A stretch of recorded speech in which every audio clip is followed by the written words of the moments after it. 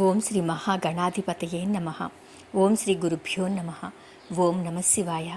మార్కండేయ పురాణంలో ఉత్తమ మన్వంతరం గురించి తెలుసుకుందాం. అయ్యా క్రోష్టికి మూడవది యగు ఉత్తమ మన్వంతరమును చెప్తున్నాను వినుము.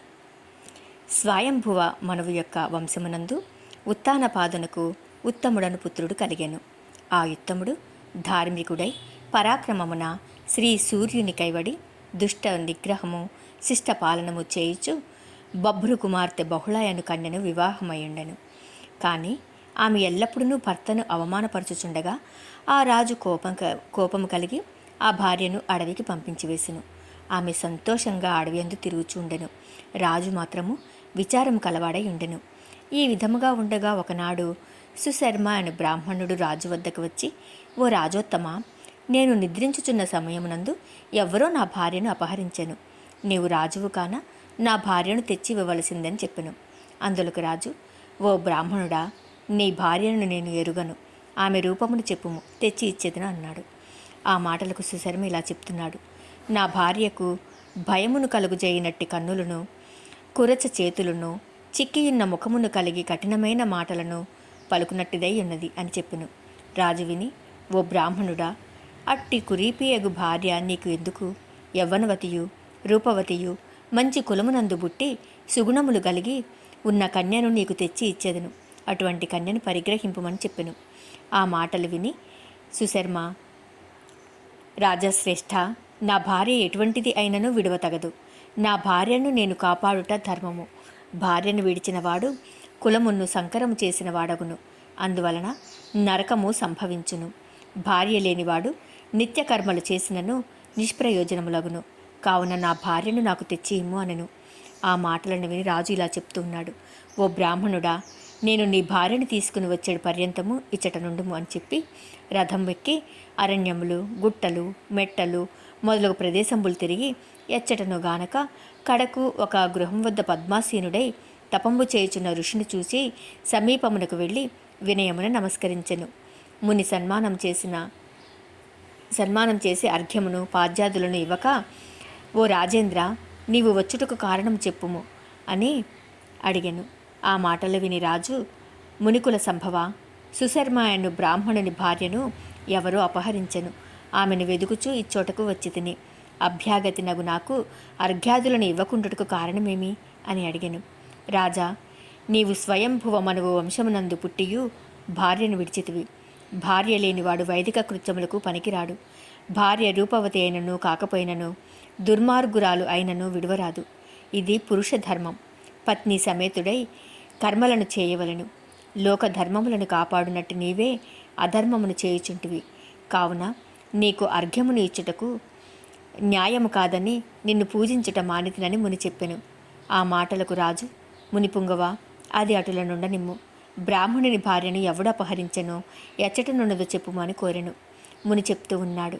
ఓ రాజా, సుశర్మయ్యను బ్రాహ్మణుని భార్యను నద్రి సుతుండగు బలాకుండను రక్కసుడు తీసుకొని పోయి పలాకంబును వనంబున ఉంచెను.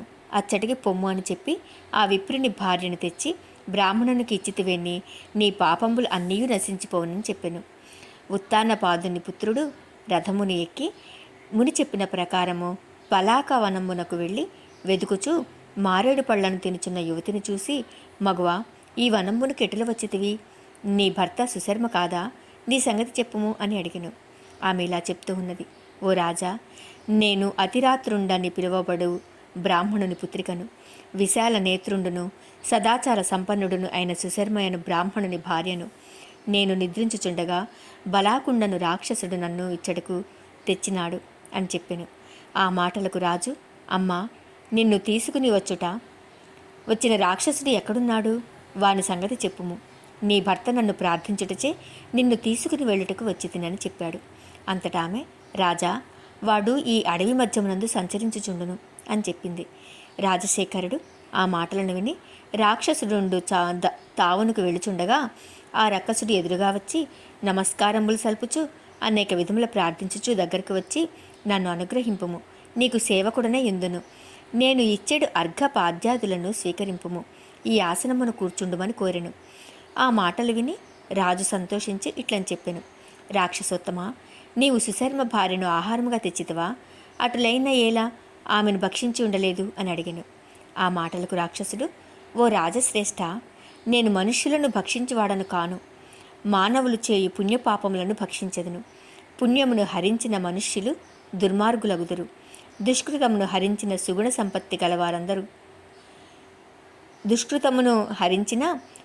సంపత్తి కలవారు అవుదురు. కామంబునకు ఈమెను తీసుకుని రాలేదు. నాకు త్రిలోక సుందరులైన భార్యలు అనేకులు కలరు. అయినను సుశర్మ యజ్ఞంబులందు ఋత్విజుడై రక్షాకరంబులైన మంత్రంబులచే రాక్షసులను సంహరింపుచున్నాడు. వాని కళత్రమును హరించిన గర్భభ్రష్టుడను అగును అని తలంచి ఈమెను తెచ్చి తినని చెప్పెను. రాజేంద్రుడు, రాక్షసోత్తమ, ఈ విప్రస్త్రీకి కల దుశ్శీలతను భక్షించి భర్తకు అప్పగించి రావలసినదని చెప్పెను. ఆ ప్రకారము రాక్షసుడామెను బ్రాహ్మణునికి అప్పగించి వచ్చి, రాజేంద్ర, మీ ఆజ్ఞను నెరవేర్చితిని, ఇంక ఏమి ఆజ్ఞాపించదవో ఆజ్ఞాపించుము అని చెప్పెను.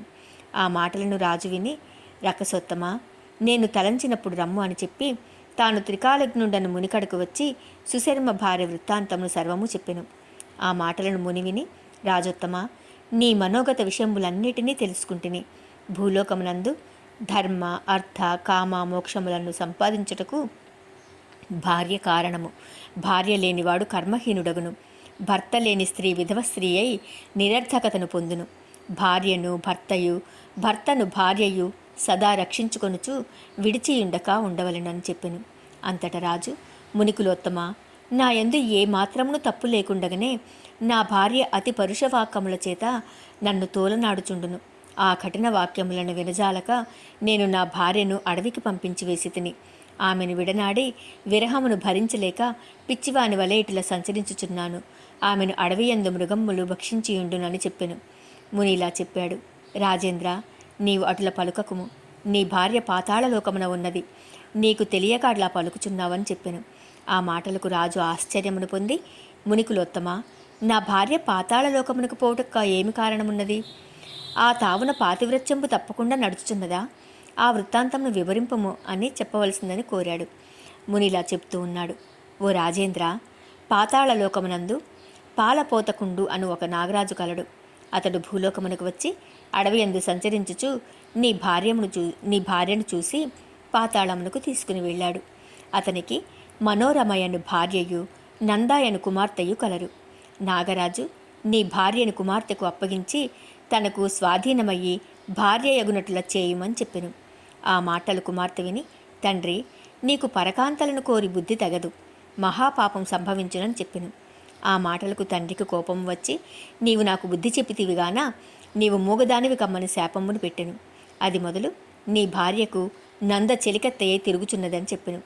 ఆ మాటలకు రాజు సంతోషమును పొంది, మునిపుంగవా, నేను నా భార్య యందు అనురాగము కలిగి ఉండగా ఆమెకు నా యందు మోహము లేకపోవటకు కారణమేమి అడిగను. అందులకు ముని, రాజేంద్ర, నీ వివాహ కాలమునందు సూర్యుడు, కుజుడు, శని అను 3 క్రూర మృగములు నీ తనుస్థానమును చూచుచుండ చేత, శుక్రుడు, గురుడు నీ కళత్రస్థానమును చూచుచుండట చేతను, నీ జన్మలగ్నమున కుజుడును నీ భార్య జన్మలగ్నమునందు చంద్రుడును ఉండి ఒకరికొనొకరు చూచుచుండుట చేతను మీ భార్యాభర్తలకు ఇటువంటి భేదములు కలుగుచున్నవి. అయినను నీ భార్య నిన్ను చేరును, ధర్మయుక్తంబుగా రాజ్యపాలనము చేయుము అని చెప్పి, రాజేంద్ర, వివాహ ముహూర్తంబులను బలాబలములను విచారించి దైవజ్ఞులు ముహూర్తములుంచుచుండవలెను. ఆ శాస్త్రములను విమర్శించక ఉంచుటచే ఇటువంటి అన్యోన్యాది ప్రేమలు లేక ఉండుట కలుగుచున్నది.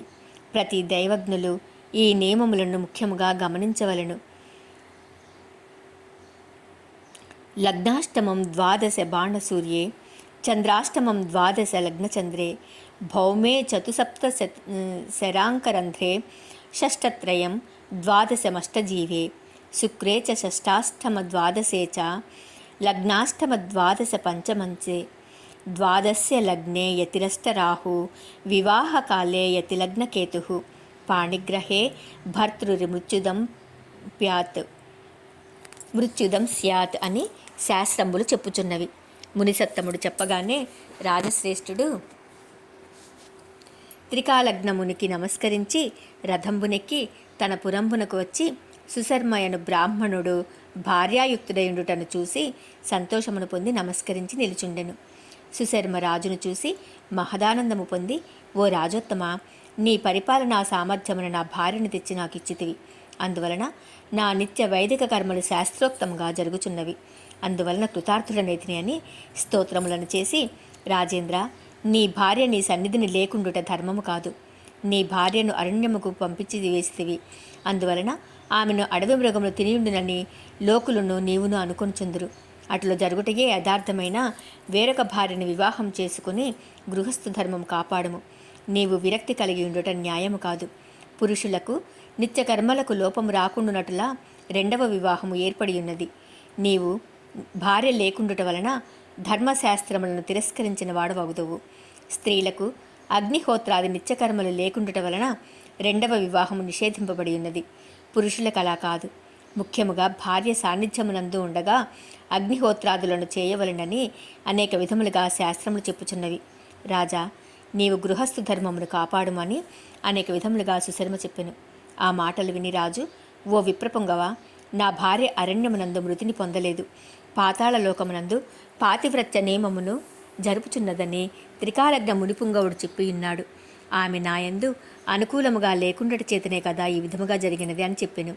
బ్రాహ్మణుడు, రాజా, నీవు విచారమును పొందకము, మిత్రవిందాయను ఇష్టిని నీవు చేయుము. అటుల చేసిన నీ భార్య నీ యందు అనురాగము కలిగి ఉండును. ఇష్టికి తగిన సంభారములను తెప్పింపుము, ఆలస్యము వలదని చెప్పెను. ఆ మాటలను రాజు విని మంత్రి పురోహితులను చూసి కావలసిన పదార్థములను తెప్పించవలసిందని చెప్పెను. అంతర పదార్థములు రాగా సుశర్మ రాజేంద్రునిచే మిత్రవిందాయను ఇష్టిని 7 పర్యాయములు చేయించెను. ఆ విధముగా ఇష్టిని పూర్తి చేయించి, రాజేంద్ర, ఇంక నీ భార్య నీ యందు అనురాగము కలిగియుండును, రప్పింపుమని చెప్పెను. ఆ మాటలకు రాజు సంతోషించి బలాకుండను రాక్షసుని పిలిచి, నా భార్య పాతాళలోకమునందు సాలపోతకుండను నాగరాజు గృహంబుననున్నది. నీవు వెంటనే వెళ్ళి ఆమెనిటకు తీసుకుని రమ్మని చెప్పి రాక్షసుని పంపించెను. బలాకుడు రాజు ఆజ్ఞను పొంది వాయువేగమున పాతాళలోకమునకు వెళ్ళి రాజు భార్యను తీసుకుని వచ్చి రాజు ముందు నిలిపెను. ఆ ప్రకారము తన ముందున్న భార్యను రాజు చూసి సంతోషం పొంది, ఓ మనోహరి, నన్ను పరిగ్రహింపుము, నీ వియోగము వలన నిత్యము పరితపించుచున్నానని పలికెను. ఆ మాటలను రాజు భార్య విని మహదానందం పొంది, రాజేంద్ర, నీ అనుగ్రహము ఎప్పుడు కలుగునాయని నిత్యము శ్రీ మహాలక్ష్మీనారాయణులను ప్రార్థించుచున్నాను. నా తప్పులను మన్నించి నన్ను అనుగ్రహింపుము అని ప్రార్థించెను. రాజేంద్రుడు మహదానందము పొంది అన్యోన్య ప్రేమానురాగములు కలవారే గాఢాలింగనము చేసుకున్నారు. అంతటా రాజు భార్య రాజును చూసి, రాజేంద్ర, నా యందు నీకు ప్రేమ కలిగి ఉన్నా నా కొరకు దండ్రిచే శాపమును పొంది మూకభావము కలిగి ఉన్న నందయను నాగకన్యకు మూకత్వము పోవునట్లు చేయవలసిందని కోరెను. ఆ మాటలకు రాజు సంతోషమును పొంది సుశర్మచే సారస్వత ఇష్టిని చేయించెను. అందువలన పాతాళలోకముననున్న నంద యొక్క మూకత్వం పోయి మాట్లాడదొడగెను.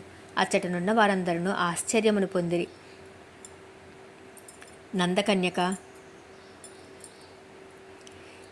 నందకన్యక కర్ణుండను ముని వలన రాజు భార్య వలన తనకు మూకత్వము పోయిందని తెలుసుకుని భూలోకమునకు వచ్చి రాజు భార్యను చూసి ప్రియవాక్యములను పలికి సంతోషంతో కౌగిలించుకుని, రాజేంద్ర, మీ ఉభయులకు భూమండలమంతయు పరిపాలన చేయు బల పరాక్రమ సంపన్నుడైన కుమారుడు కలుగును. మీరు చాలా కాలం చిరంజీవులయ్యి సకల సౌఖ్యములను అనుభవించదురని ఆశీర్వదించి సర్వారిష్ట పరిహారముకు మాణిక్యమునిచ్చి పాతాళలోకమునకు పోయెను. రాజదంపతులు అన్యోన్య ప్రేమ కలవారై సకల సుఖంబులను అనుభవించుచుండగా కొంతకాలమునకు వృశ్చికాలగ్నమునందు 5 గ్రహములు ఉచ్చస్థానములను పొంది గ్రహమావిగా యోగమునందు కుమారుడు కలిగెను. ఆ ప్రకారము పుట్టిన పుత్రునకు పుత్రోత్సవమును చేసి గోదాన, భూదాన, ద్రవ్య దానంబులనిచ్చి బ్రాహ్మణులను పూజించి ఉత్తముడను నామధేయం చేయించెను. ఆ సమయమునందు గంధర్వులు ఆడిరి, దేవదుందుబులు మ్రోగెను, పుష్పవర్షం కురిసెను, ఋషులు ఆశీర్వదించిరి. ఆ బాలుడు శుక్లపక్ష చంద్రుని విధముగా షోడశ కళాపూర్ణుండై సకల విద్యలను అభ్యసించి యవ్వనవంతుడు కాగా తల్లిదండ్రులు ఆనందము పొంది కుమారునికి పట్టాభిషేకం యథావిధిగా జరిగించి తాను భార్యాయుక్తముగా తపోవనమునకు వెళ్ళెను. ఉత్తముడు తల్లిదండ్రుల వలన రాజ్యభారమును వహించి ధర్మమును 4 పాదంబుల నడుపుచు ప్రజలను సకల విధముల కాపాడుచు పాపులను శిక్షింపుచు రాజ్యమును పాలించుచుండెను. ఈ పరిపాలనము ఉత్తమ మన్వంతరమని పిలువబడుచున్నదని మార్కండేయుడు చెప్పెను. ఓం నమః శివాయ.